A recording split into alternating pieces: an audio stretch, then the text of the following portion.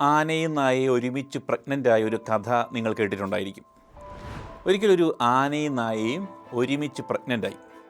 3 മാസം കഴിഞ്ഞപ്പോൾ നായ പ്രസവിച്ചു. 6 പട്ടിക്കുഞ്ഞുങ്ങളുണ്ടായി. പിന്നെ ഒരു 6 മാസം കഴിഞ്ഞപ്പോൾ നായ വീണ്ടും പ്രഗ്നൻ്റായി. 9-ാം മാസം പ്രസവിച്ചു. അതങ്ങനെ തുടർന്നു.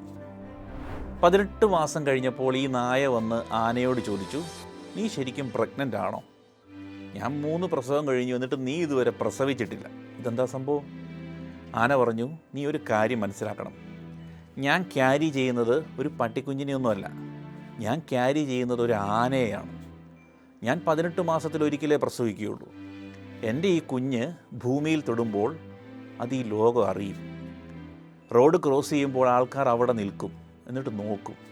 Because what I carry is something majestic and powerful. വലിയ കാര്യങ്ങൾ സംഭവിക്കാൻ കുറച്ചധികം സമയം വേണ്ടിവരും.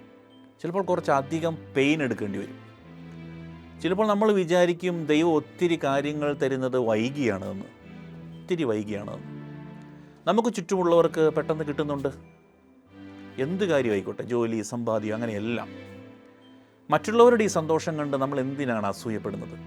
നമ്മുടെ സമയം വരുന്നതേ ഉള്ളൂ. പക്ഷെ നമ്മുടെ സമയം വരുമ്പോൾ പീപ്പിൾ വിൽ ബി അമേസ്ഡ്.